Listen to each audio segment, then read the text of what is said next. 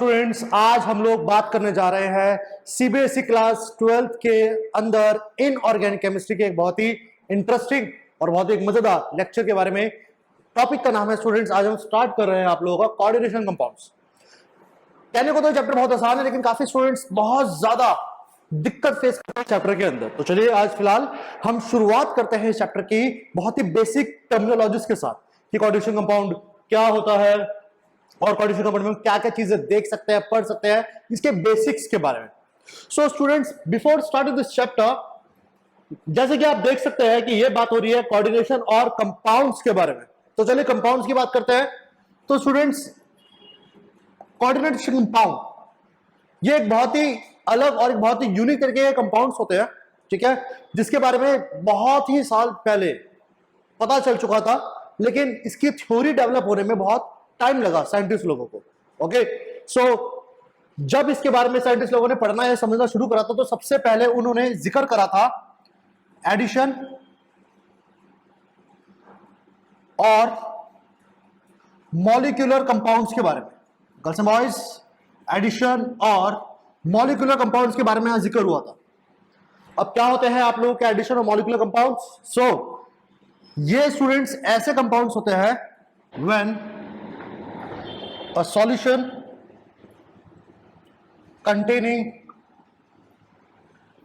two or more stable compounds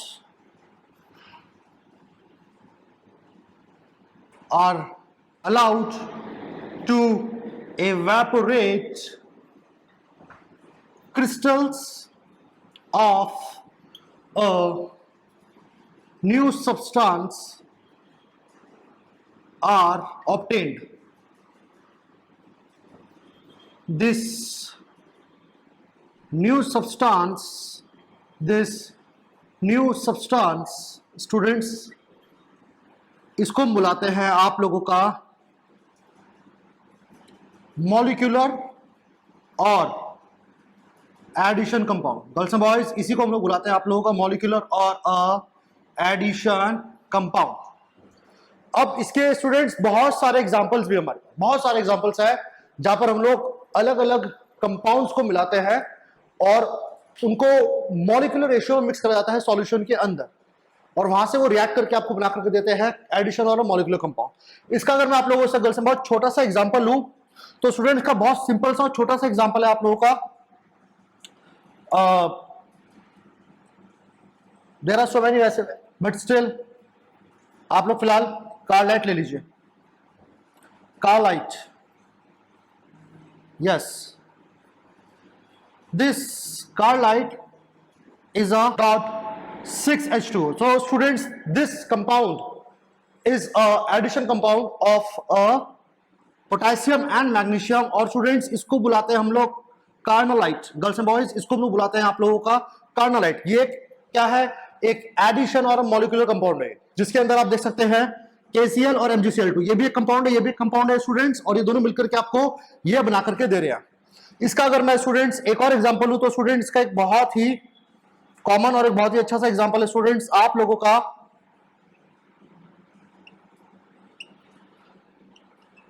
sorry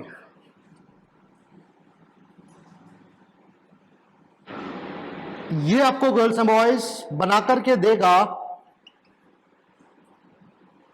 potash alum. Girls and boys याद रखिएगा, this is the formula of potash alum, जिसको आप में से बहुत सारे स्टूडेंट्स पढ़ते भी आ रहे हैं 9th-10th क्लास से, राइट। और ये पोटैश एलम स्टूडेंट्स याद रखिएगा, this potash alum is also an example of a addition और मॉलिक्यूलर कंपाउंड। ऑलराइट, नाउ इसका एक और एग्जाम्पल अगर हम लेके चले, तो स्टूडेंट्स आप लोगों का अमोनियम सॉल्ट और आपके फेरस आयन का सॉल्ट जो मिलकर के बनाता है, इसे हम बुलाते हैं आप लोगों का Mohr salt. Students, this is called your Mohr salt. So as you can see students here कि जो मोहर सॉल्ट है आप लोगों का, ये सारे के सारे स्टूडेंट्स आप लोगों के एग्जांपल्स होते हैं किसके? एडिशन और मॉलिक्यूलर कंपाउंड के। अगर आप इस डेफिनेशन में थोड़ा फोकस करें स्टूडेंट, तो ये किसके ये डेफिनेशन है, that it's containing two or more stable compound, कि दो स्टेबल कंपाउंड्स को यहां पर हम मिलाते हैं। यही नहीं है, there are so many others. Silver और पोटेशियम का भी होता है, कॉपर और आयरन के भी बहुत सारे एडिशन और मॉलिक्यूलर कंपाउंड्स ऐसे आपको देखने के लिए मिल सकते हैं। इन कंपाउंड्स को हम लोग क्रिस्टलाइज कर देते हैं, याद रखिएगा, और क्रिस्टलाइज करने के बाद हमें स्टूडेंट जो नई चीज मिलती है इसे हम लोग बुलाते हैं स्टूडेंट्स आप लोग का एडिशन ऑफ मॉलिक्यूलर कंपाउंड्स। अब कोऑर्डिनेशन कंपाउंड की स्टूडेंट जब शुरुआत हुई थी तो सबसे पहले साइंटिस्ट लोगों ने ऐसे कंपाउंड्स को स्टडी करा था।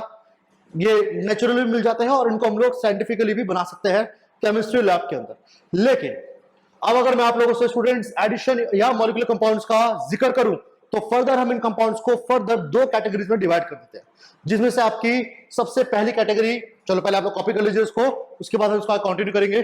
कॉपी कर ले सब लोगों ने, हटा दे ये डेफिनेशन, हटा देते हैं, राइट। चलिए now students after this there is a further second part coming, कि फर्दर इन कंपाउंड्स के भी टाइप्स होते हैं स्टूडेंट्स, फर्दर इस कंपाउंड के भी टाइप्स होते हैं। सो अब मैं आप लोगों को डिस्कशन कर रहा हूं आप लोगों के साथ types of molecular compounds, types of molecular compounds, yes.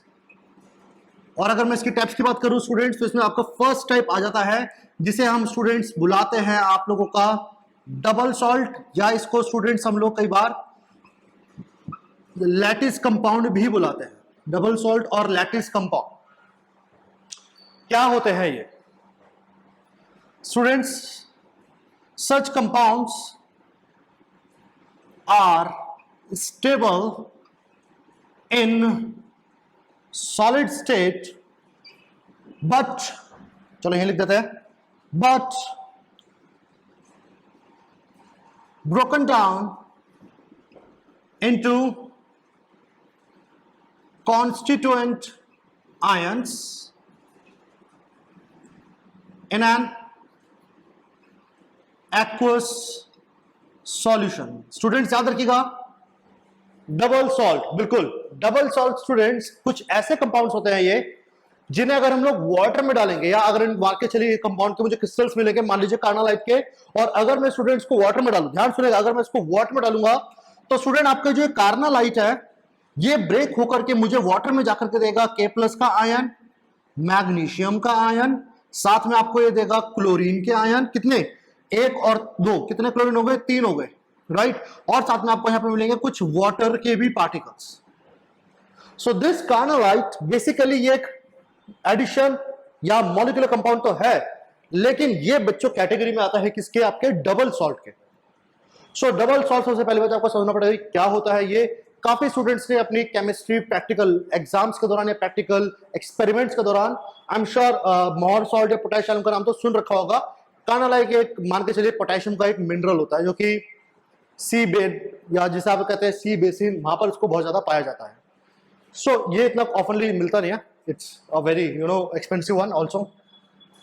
So students बात कर रहे थे हम लोग आपके किसके बारे में, डबल सॉल्ट के बारे में। तो चलो डबल सॉल्ट की अगर मैं आप लोगों से बात करूं तो डबल सॉल्ट याद रखिएगा स्टूडेंट, जैसे मैंने लिख रखा है स्टेबल होते हैं कहां पर, सॉलिड स्टेट के अंदर, यानी कि अगर मेरे पास क्रिस्टल है तो ये स्टेबल है, किसी रिएक्ट नहीं करेगा, नॉर्मल कंडीशन पर रहेगा। लेकिन अगर मैंने इसको एक्वस सॉल्यूशन में डाल दिया, अगर मैंने इसको एक्वस सॉल्यूशन में डाल दिया स्टूडेंट, तो it will break down into its constituent ions, और इन्हीं कॉन्स्टिट्यूएंट आयंस ब्रेक होने के बाद अब इसकी अपनी जो खुद की आइडेंटिटी है, ध्यान सुनिएगा, इसकी जो खुद की अपनी आइडेंटिटी है ये बिल्कुल खत्म हो चुकी होगी, क्योंकि ये अब डिसोसिएट कर चुका हो किसके अंदर, अपने कॉन्स्टिट्यूएंट आयंस के अंदर। इसका अगर मैं आपको एग्जांपल दूं तो स्टूडेंट डबल सॉल्ट के एग्जांपल्स में आप लोगों के सभी आ जाते हैं। आपका कार्नालाइट इसका एग्जांपल है, आपका पोटैश एलम, बिल्कुल सही सुना, जिसे आप लोग हिंदी में फिटकरी बुलाते हैं, वाटर प्यूरिफिकेशन के भी काम आती है कई बार। और आप लोगों का मोहर सॉल्ट, स्टूडेंट्स आप लोगों का मोहर सॉल्ट, ये सारे के सारे बच्चों आपके एग्जांपल आ जाते हैं किसके, कोऑर्डिनेशन या लैटिस कंपाउंड। लैटिस कंपाउंड इसलिए बोला जा रहा है क्योंकि लैटिस बनते हैं इनके अंदर, और generally lattice are consisting ions. Lattice basically ऐसा सॉलिड होता है जिसमें आयंस प्रेजेंट होते हैं, और यहाँ पर भी आप देख सकते हो आयंस ही प्रेजेंट है, इस कंपाउंड में आयंस ही प्रेजेंट होते हैं। वो बात अलग है कि इस कंपाउंड के अंदर पोटेशियम का मेन सोर्स माना जाता है, लेकिन again that's a different story, तो फिलहाल छोड़ दो उसे, इस पे फोकस करते हैं कि इन सभी कंपाउंड में स्टूडेंट्स आप एक सिमिलैरिटी देख सकते हो। और इन सभी के अंदर क्या सिमिलैरिटी है स्टूडेंट्स, इन सभी के अंदर ये सिमिलैरिटी है कि ये सारे के सारे आपके किससे मिले हैं, दो कंपाउंड्स को मिलाकर। याद रखिएगा ये सारे के सारे कैसे बन रहे हैं, आपके दो कंपाउंड्स को मिलाकर के ये सारे के सारे आपके तैयार हो रहे हैं, इसलिए इनको नाम दिया गया है क्या एडिशन और मॉलिक्यूलर कंपाउंड, लेकिन उसमें भी पहली कैटेगरी पढ़ा रहा हूं double salt. So I hope आप लोगों को समझ आएगा कि डबल सॉल्ट की कहानी क्या होती है। ये कभी भी याद रखना सॉलिड स्टेट में स्टेबल रहेगा लेकिन वाटर में ब्रेक कर जाएगा आयंस के अंदर, अपनी आइडेंटिटी को ये रिटेन नहीं कर सकता। याद रखिएगा अपनी आइडेंटिटी को ये रिटेन नहीं कर सकता, राइट। सो कॉपी कर लीजिए इसको आप लोग जल्दी से, फिर आगे कंटिन्यू करेंगे। चलिए अब ये तो थे आपके स्टूडेंट्स एग्जांपल थे किसके, डबल सॉल्ट के। थोड़ा सा यहाँ पे स्पेस ले लेता हूं, सारा ना रब करके फिलहाल कार्बन डाइऑक्साइड को उठा देते हैं, बाकी जो दोनों कॉमन है उन्हें रहने देते हैं, right. Yes, the second category students we have here is your what do we call coordination compound. बिल्कुल। सो ये कोऑर्डिनेशन कंपाउंड क्या होता है स्टूडेंट्स, याद रखिए कोऑर्डिनेशन कंपाउंड क्या होता है। सच compounds do not dissociate into its constituent ions, constituents ion in aqueous solution,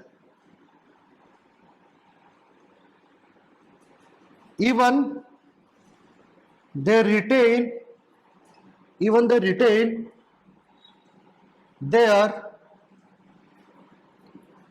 basic property in the solution। Students जैसे कि आप देख सकते हैं कि ये अपनी बेसिक प्रॉपर्टी को भी मेंटेन करके रिटेन करके रखता है किसके अंदर, सॉल्यूशन के अंदर। अब मैं आपको बता देता हूं कि कोऑर्डिनेशन कंपाउंड, ध्यान सुनेगा स्टूडेंट्स कि कोऑर्डिनेशन कंपाउंड का भी अगर मैं आप लोगों से एग्जांपल हूं, सो कोऑर्डिनेशन कंपाउंड भी स्टूडेंट्स आप लोग मान के चलिए एक तरीके का कह लीजिए एक मॉलिक्यूलर कंपाउंड ही है। उसका जो बनाने का तरीका होता है, जो सेम प्रोसीजर जो फॉलो कर रहे हैं हम लोग आपका डबल सॉल्ट बनाने के स्टूडेंट्स, ऑलमोस्ट वो भी सेम ही होता है। But the only difference here is कि डिफरेंस जिस चीज का है वो डिफरेंस इसी बात का है कि ये कंपाउंड स्टूडेंट्स याद रखना, ये कंपाउंड्स आपके जैसे मैंने ऊपर स्टेटमेंट लिखी थी कि सॉलिड स्टेट में तो स्टेबल होता ही है, वो तो डबल सॉल्ट भी होता है, लेकिन डबल सॉल्ट और कोऑर्डिनेट कंपाउंड, ध्यान सुनेगा, डबल सॉल्ट और कोऑर्डिनेट कंपाउंड में स्टूडेंट जो बेसिक फर्क है वो यही है कि ये आयंस में ब्रेक हो जाते हैं। आई रिपीट, ये आयंस में ब्रेक हो जाते हैं जबकि ये ब्रेक नहीं करते। मैंने जैसे कि लिख भी रखा है यहाँ पर, they do not dissociate, dissociate नहीं करते हैं, ये आयंस में ब्रेक नहीं करेगा।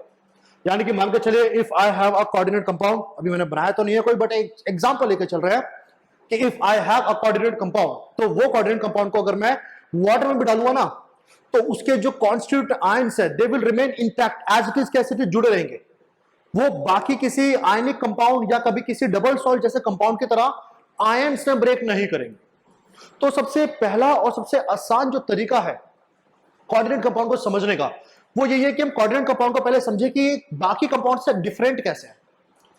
कारण कि क्या कारण है कि वो ऐसा होता है, ऐसा होता है का मतलब कि ऐसा क्या कारण है कि सर डबल सॉल्ट तो आयन से ब्रेक कर रहा है लेकिन ये ब्रेक नहीं कर रहा, ऐसा क्या कारण है। तो उस कारण पे भी हम पहुंचेंगे, लेकिन उससे पहले हम जानेंगे कि कोऑर्डिनेट कंपाउंड का बेसिक डिफरेंस क्या होता है आपके क्या कहते हैं डबल सॉल्ट से। तो याद रखना the most important the basic difference is कि इनके अंदर याद रखना डिसोसिएट नहीं करते आयंस में।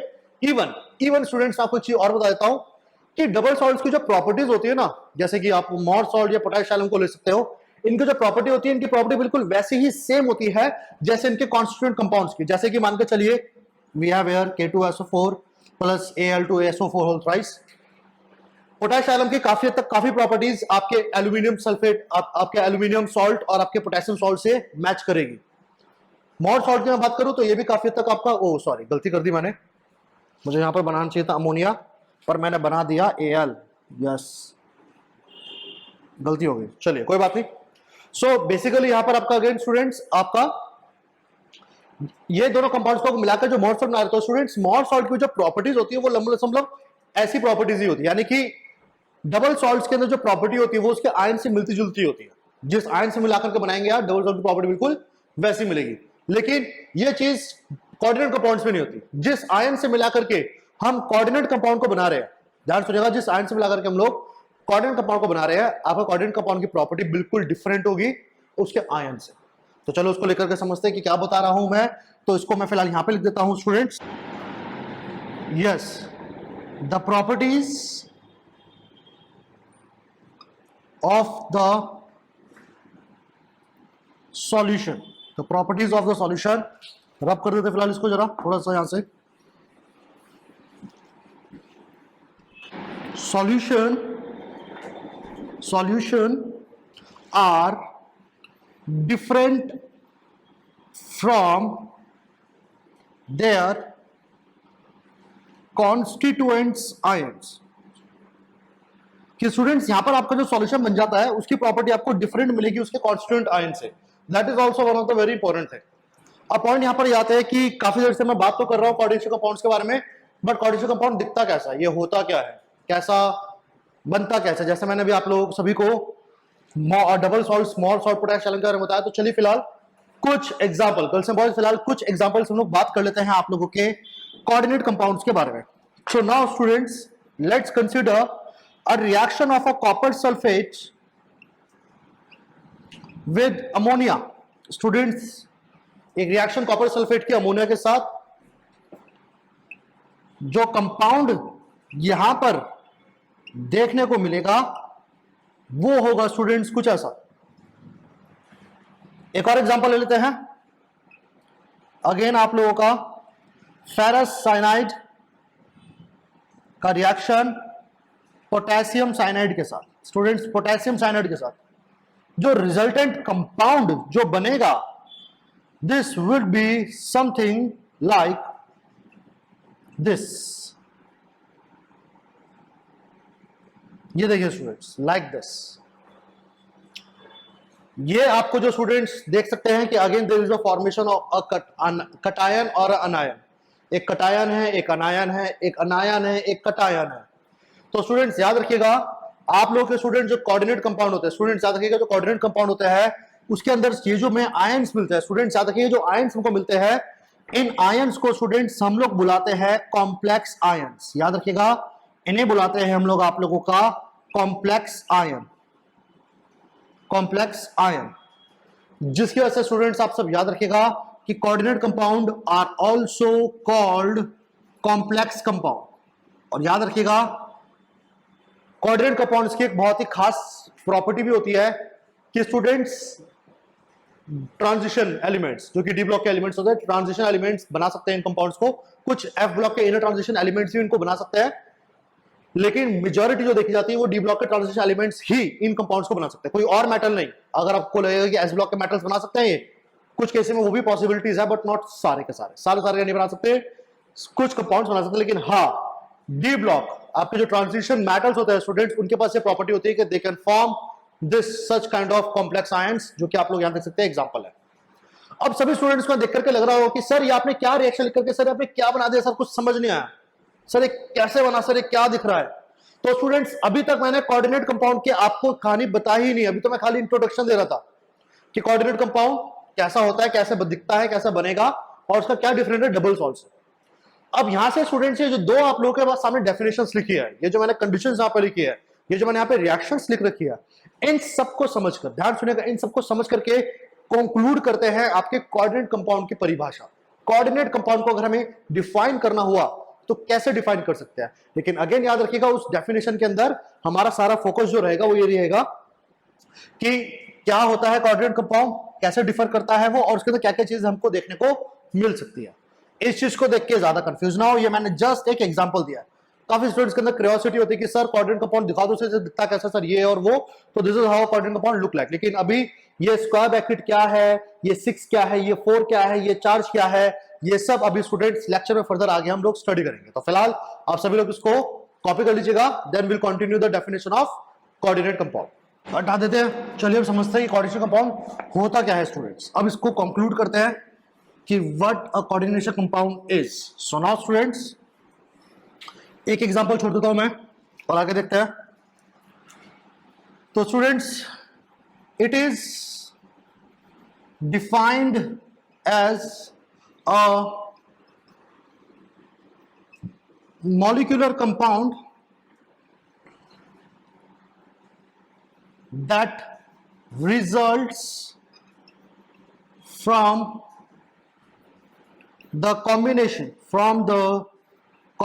of two or more stable molecular compounds and retain its identity in solid as well as in dissolved state.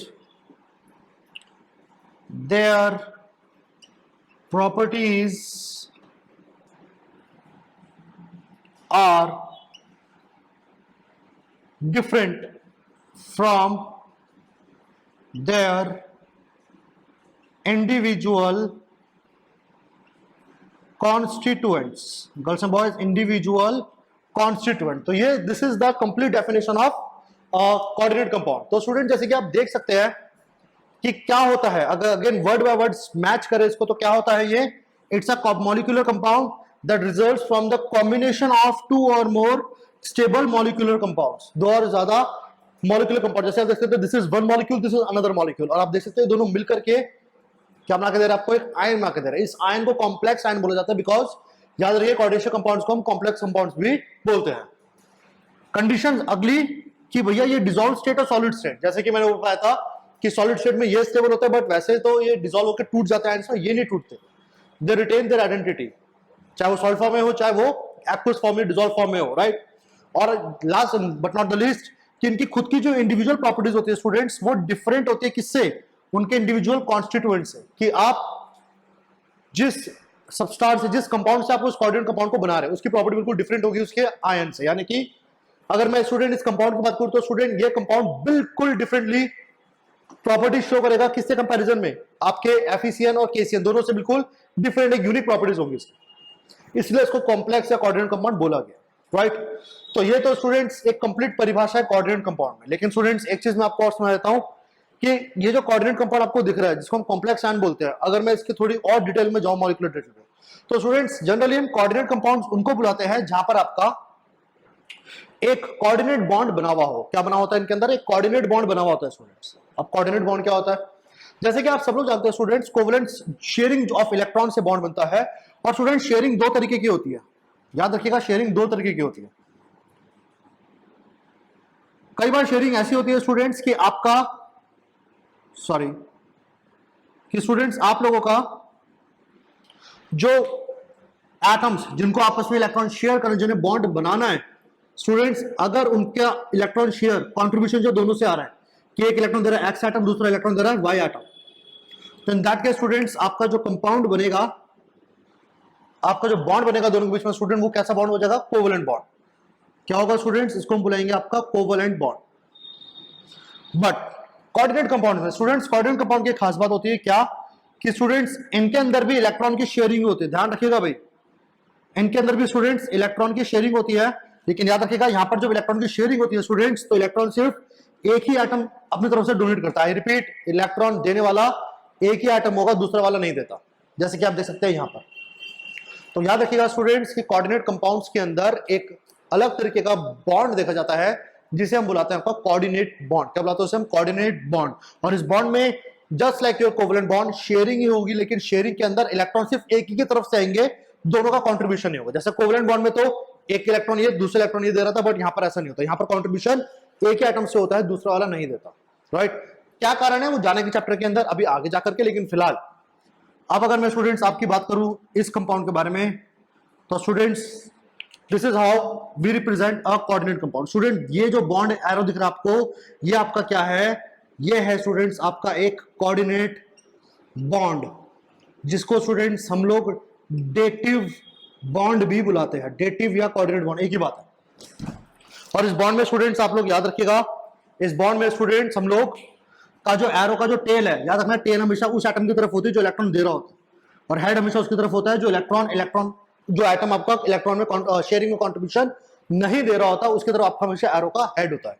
यानी कि एरो ये सिंपल ये बता रहा है कि इस कोऑर्डिनेट बॉन्ड में, ध्यान सुनिएगा मेरी बात, कि इस कोऑर्डिनेशन बॉन्ड में आपका इलेक्ट्रॉन की शेयरिंग तो हो रही है, लेकिन इलेक्ट्रॉन शेयरिंग में जो इलेक्ट्रॉन आ रहे हैं वो सिर्फ वाई की तरफ से आ रहे हैं, एक्स की तरफ से नहीं आ रहे. तो आप सबको पता होना चाहिए कि कोवेलेंट बॉन्ड और आपका डेटिव बॉन्ड में स्टूडेंट्स कैसे रिप्रेजेंटेशन होता है. You must have an idea. तो ये दो चीजें भी आपकी बहुत ज्यादा इंपॉर्टेंट होती है कि कोऑर्डिनेट कंपाउंड्स में आपको ये वाला बॉन्ड देखने को मिलेगा, ये वाला बॉन्ड नहीं देखने को मिलता, राइट. तो इसे प्लीज आप लोग कॉपी कर लीजिएगा. और फिर हम आगे कंटिन्यू करते हैं। हटा दो स्टूडेंट्स, कर ले कॉपी सब लोगों ने? यस। चलिए अब students, after the following this particular definition of a coordinate compound, now the next part we have here is कि सर ये क्या है? सर ये अभी भी दिमाग में घूम रहा है, सर क्या है ये? सर आपने ऐसा क्यों बनाया, क्या बनाया? तो स्टूडेंट्स अब मैं आपको लेकर के आ रहा हूं एक कोऑर्डिनेट कंपाउंड की बेसिक टर्मिनोलॉजीज के बारे में कि क्या क्या कोऑर्डिनेट कंपाउंड में चीजें होती है, कैसा दिखता है, वगैरह वगैरह। डेफिनेशन हम पढ़ चुके हैं, कोऑर्डिनेट कंपाउंड में कैसा बॉन्ड दिखता है वो भी हम लोग पढ़ चुके हैं। तो चलिए फिलहाल अब हम आपको लेकर के चलते हैं कि कोऑर्डिनेट कंपाउंड में कुछ बेसिक टर्मिनोलॉजीज, कुछ बेसिक टर्म्स जो आपको पता होनी चाहिए before understanding the actual concept of the formation of a coordinate compound, right? So the next part we have here, students, here is your some important terminology. Okay, कुछ important terminologies के बारे में study करते हैं, लेकिन again study करने के लिए स्टार्ट विद ये, चलो एक काम करते हैं, इसको थोड़ा डिफरेंट तरीके से समझते हैं, राइट? चलिए, और ion, yes girls and boys. तो यहां देखिएगा स्टूडेंट्स आप कि स्टूडेंट जैसे कि आप यहां देख सकते हैं कि दिस इज अ बेसिक, एक बहुत ही छोटा और बहुत ही बेसिक सा स्ट्रक्चर ड्रॉ कर रखा है स्टूडेंट्स मैंने आप सबके सामने, on this structure representing a coordinate compound. Student ये बेसिक स्ट्रक्चर आपका एक कोऑर्डिनेट कंपाउंड को रिप्रेजेंट कर रहा है। और नाउ पॉइंट यहां पर आता है कि इस कोऑर्डिनेट कंपाउंड के अंदर स्टूडेंट इतनी जो सारी टर्मिनोलॉजीज मैंने लिख रखी है, इनमें से हम वन बाय वन करके समझते हैं कि सारी टर्मिनोलॉजीज क्या होती है, राइट? तो चलिए, starting from a very important, the most important term which we have here students is your central metal atom. क्या होता है ये? तो स्टूडेंट ध्यान सुनेगा सब लोग, it is a transition metal, usually लिख देता हूं, it is a transition metal usually with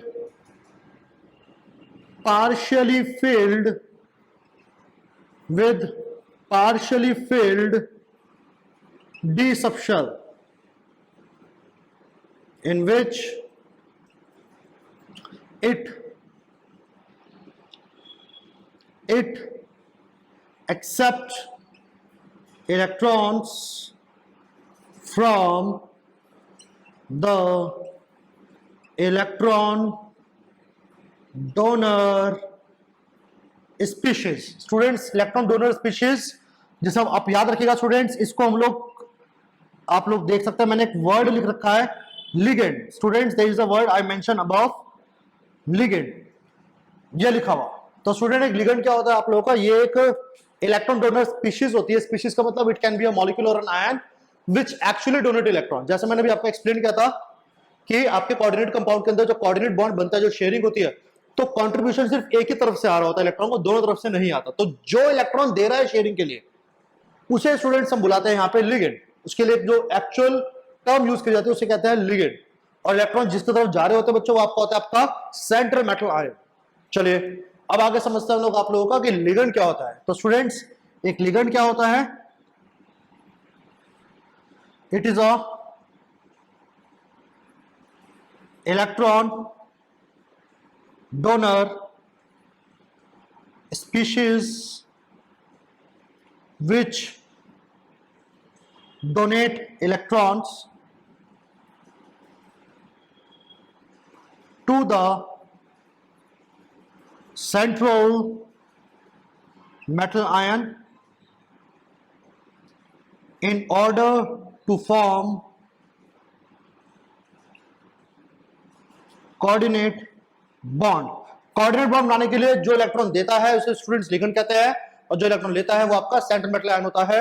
alright, next, coordination number. Students, coordination number क्या होता है यहां पे? So it is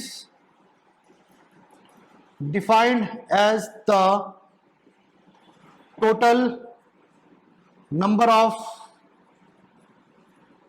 coordinate bonds formed by the central metal ion। Students याद रखिएगा, एक कोऑर्डिनेट कंपाउंड में, याद रखिएगा स्टूडेंट, एक कोऑर्डिनेट कंपाउंड में एक आपका सेंट्रल मेटल आयन, क्योंकि देखो ये बहुत इंपॉर्टेंट रोल प्ले करता है। एक कोऑर्डिनेट कंपाउंड में ये और लिगेंड वैसे दोनों ही रोल प्ले करते हैं बहुत ज्यादा, क्योंकि दोनों ही मिलकर के बनते हैं आपके, बट इसका इंपॉर्टेंस थोड़ा ज्यादा है कि स्टूडेंट्स आपका जो मेटल, क्योंकि इलेक्ट्रॉन ये एक्सेप्ट करता है। अब आप में से काफी लोगों को डाउट आ रहा होगा कि स्टूडेंट्स को लग रहा है कि सर हमने आज तक ये पढ़ा मेटल्स क्या होते हैं, इलेक्ट्रॉन पॉजिटिव होते हैं, इलेक्ट्रॉन देने की क्षमता होती है सर, लेकिन यहां पर इलेक्ट्रॉन ले क्यों रहा है? तो स्टूडेंट्स याद रखिएगा यहां पर इलेक्ट्रॉन को एक्सेप्ट करने की क्षमता, जैसे मैंने बताया था कि कोऑर्डिनेट कंपाउंड सिर्फ आपके ट्रांजिशन डी ब्लॉक के मेटल्स ही बना सकते हैं, क्योंकि उन्हीं के पास कैपेबिलिटी है कि उनके पास क्या अवेलेबल होता है स्टूडेंट्स, उनके पास स्टूडेंट्स अवेलेबल होता है एक पार्शियली फिल्ड डी सबशेल। जिन स्टूडेंट्स ने डी ब्लॉक चैप्टर पढ़ रखा है या डी ब्लॉक एलिमेंट्स, इनको थोड़ी बहुत प्रॉपर्टी अगर याद है तो डी ब्लॉक की जो बहुत ही यूनिक प्रॉपर्टीज बनती है ना, वो प्रॉपर्टी बनती है इसी रीजन से, because D block elements, most of the elements they have partially field d subshell, और इस पार्शियल फिल्ड डी सबशेल की वजह से स्टूडेंट्स उनके पास जगह बन जाती है क्या करने की, एक्स्ट्रा इलेक्ट्रॉन को अपने पास स्टोर करने की। अब लॉजिकली आप खुद सोचिए कि कोई भी एटम इलेक्ट्रॉन कब लेना चाहेगा, जब उसके पास उन इलेक्ट्रॉन्स को रखने की जगह होगी। अगर रखने की जगह ही नहीं है तो आप खुद लॉजिक लगाइए कि क्या कोई एटम इलेक्ट्रॉन रख पाएगा, तो आंसर इज नो, नहीं रख पाएगा। अगर इलेक्ट्रॉन स्टोर करने की जगह, there is no point of accepting the electron. तो यही रीजन है स्टूडेंट्स कि यहां पर आप इलेक्ट्रोपॉजिटिव नेचर को ना देख करके आप ये देखिए कि यहां पे डी ब्लॉक एलिमेंट्स के पास कैपेबिलिटी होती है क्या करने की, इलेक्ट्रॉन को एक्सेप्ट करने की, to make a bond. Electron accept करके वो अपने ऊपर नेगेटिव चार्ज नहीं ला रहे, याद रखना भैया, इलेक्ट्रॉन एक्सेप्ट करके वो अपने ऊपर नेगेटिव चार्ज नहीं ला रहे, होते वो पॉजिटिव फॉर्म में ही है, बट यहां पर एक कोऑर्डिनेट कंपाउंड बनाने की जो क्षमता है उसके लिए उन्हें इलेक्ट्रॉन एक्सेप्ट करना पड़ेगा, और वो उसको एक्सेप्ट करते हैं just because of this reason only कि उनके पास पार्शियल फिल्ड डी सबशेल है। ये इलेक्ट्रॉन एक्सेप्ट करते हैं अपने डी सबशेल के अंदर, लिगेंड जो होते हैं वो इलेक्ट्रॉन देते हैं। अब ये जब आप लोगों से बात कर रहा हूं ना कि लिगेंड ने इलेक्ट्रॉन दिया, सेंट्रल मैटर ने इलेक्ट्रॉन एक्सेप्ट करा, और क्या बना इनके बीच में, कोऑर्डिनेट बॉन्ड। ये कोऑर्डिनेट बॉन्ड स्टूडेंट्स बनने की जो कहानी है हम लोग आपका चैप्टर में फर्दर आगे जाकर के पढ़ेंगे, वैलेंस बॉन्ड थ्योरी, जिसमें ये जो मैंने परिभाषाएं, जो डेफिनेशंस लिख रखी है स्टूडेंट्स, इनका मैं फर्दर और एक्सप्लेनेशन दूंगा कि बॉन्ड जब बनता है इनके बीच में तो कैसे बॉन्ड बनता है।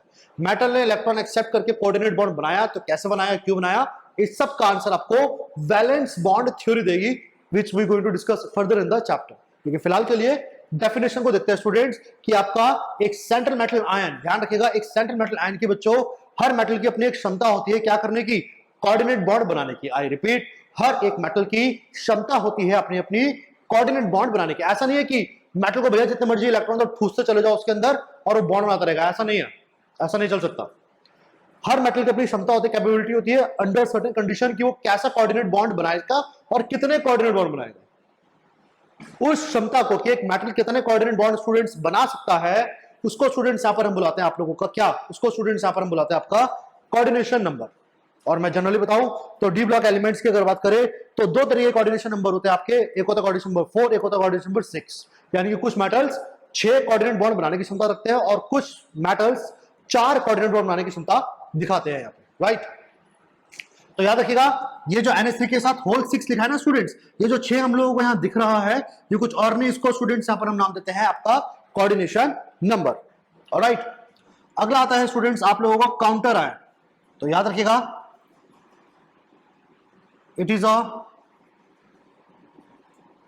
पॉजिटिव और नेगेटिव, कुछ भी हो सकता है, ये negative ion attach to the coordination sphere to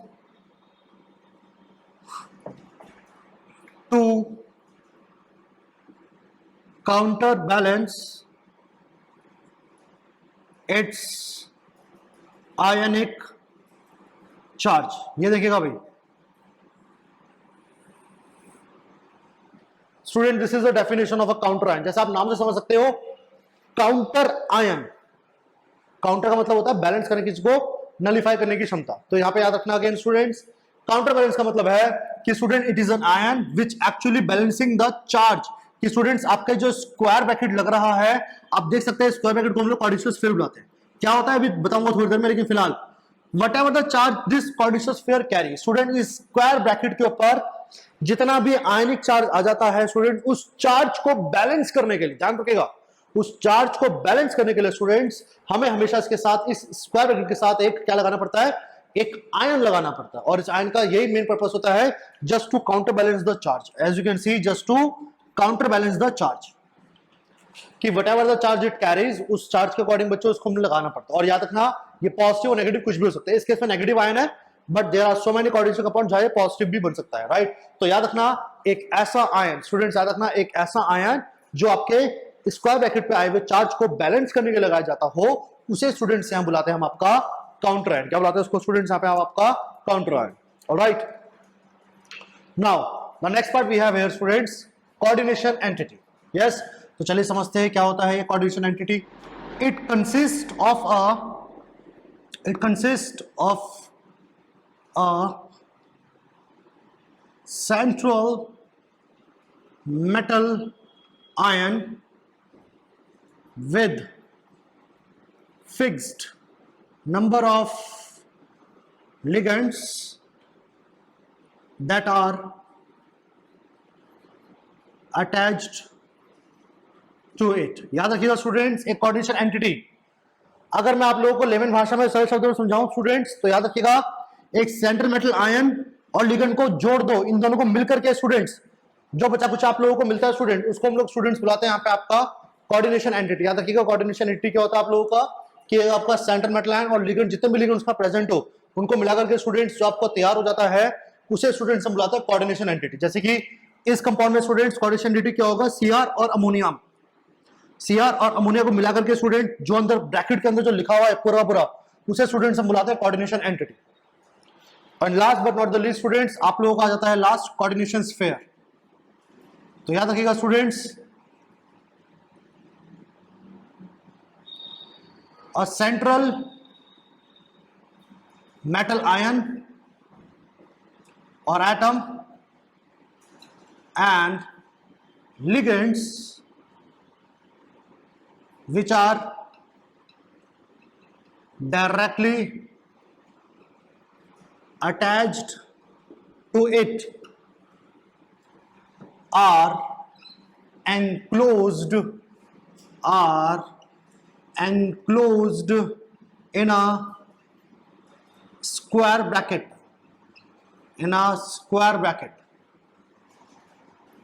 this has been termed as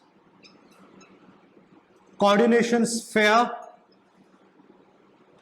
और स्टूडेंट्स कोऑर्डिनेशन स्फीयर के अलावा इसको हम बुलाते हैं आपका फर्स्ट स्फीयर ऑफ अट्रैक्शन,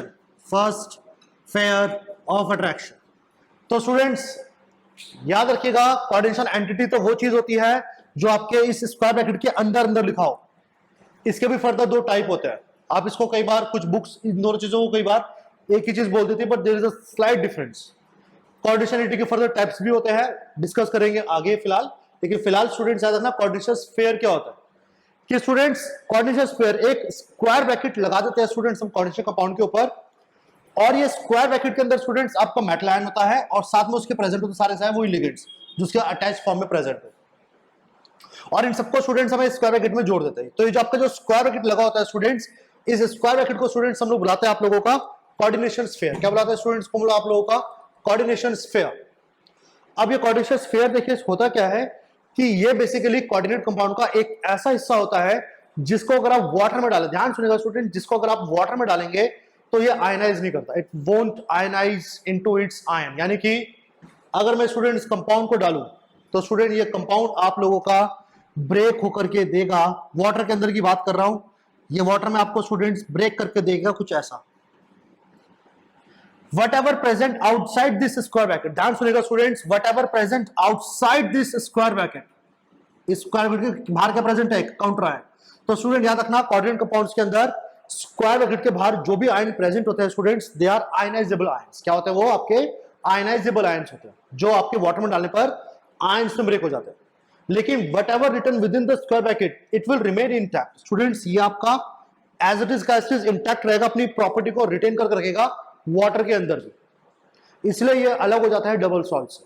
तो याद रखिएगा आप सभी लोग कि कोऑर्डिनेशन स्फीयर स्टूडेंट्स क्या कहलाता है आपका, कि मेटल और उसके साथ जुड़े हुए सारे लिगेंड जो होते हैं उनको हम एनक्लोज करके रखेंगे एज अ सिंगल यूनिट, और उस पूरी सिंगल यूनिट को स्टूडेंट्स हम लोग बुलाते थे आप लोगों का कोऑर्डिनेशन स्फीयर।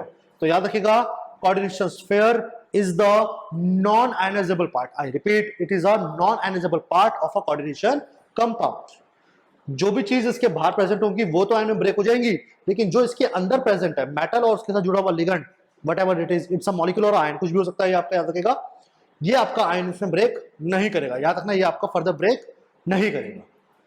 तो students, these are the some what do we call basic terminologies related to your coordinate compound। अगर आप सब लोग चाहें तो इन सब चीजों को आप फर्दर स्टडी कर सकते हो। और जैसे कि मैं नाम ले रहा था कोऑर्डिनेशन एंटिटीज का, तो स्टूडेंट कोऑर्डिनेशन एंटिटीज की जगह बचती है क्या? चलो यहां लिख देता हूं, मैं नाम लिख देता हूं फिलहाल। ओके, थोड़ा सा आइडिया भी ले लेते हैं types of entities. Coordination entities में student there are two types of entity, homoleptic entities and second we have students आप लोगों का heterolaptic entity, heterolaptic entity। so students याद रखिएगा, there are two type of entity, homo and heterolaptic entity। students homolaptic entity, जैसे बच्चों आप लोग जानते हो होमो शब्द का मतलब होता है सेम, तो याद रखना ऐसा कोऑर्डिनेशन एंटिटी स्टूडेंट जहां पे सेम तरीके के लिगेंड जुड़े हो। जैसे स्टूडेंट इस क्रोमियम के अंदर सेम तरीके का अमोनिया प्रेजेंट है, तो स्टूडेंट्स ये आपका क्या कहलाएगा? ये आपका स्टूडेंट्स कहलाएगा homoleptic entity. It is an example of homoleptic entity. Heteroleptic student, जैसे आप जानते हैं हेट्रो शब्द का मतलब होता है डिफरेंट, तो याद रखना कई बार कुछ ऐसे कोऑर्डिनेशन एंटिटीज होती है जहां पर मेटल के साथ अलग अलग विभिन्न तरह के क्या आपके लिगेंड्स, इलेक्ट्रॉन डोनर स्पीशीज जुड़े हुए हो। जैसे मैं आपको हेट्रोलैप्टिक का छोटा सा एग्जांपल दे देता हूं स्टूडेंट्स। जैसे कि स्टूडेंट्स आप लोगों का एग्जांपल हो गया ये,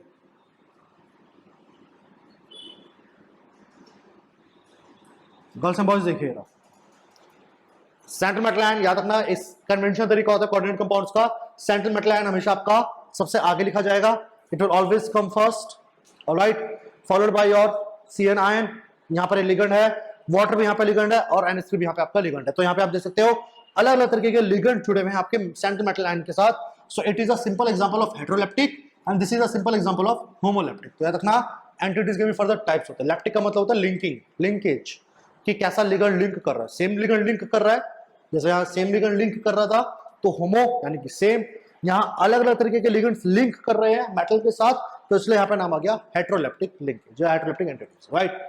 तो students as you can see these are the some basic terms and basic terminologies related to your coordinate chapter and coordinate compound. Further इस चैप्टर में नई नई थ्योरीज और इसका नोमेनक्लेचर कैसे दिया जाता है उसको डिस्कस करेंगे स्टूडेंट्स हम अगले वीडियो लेक्चर में।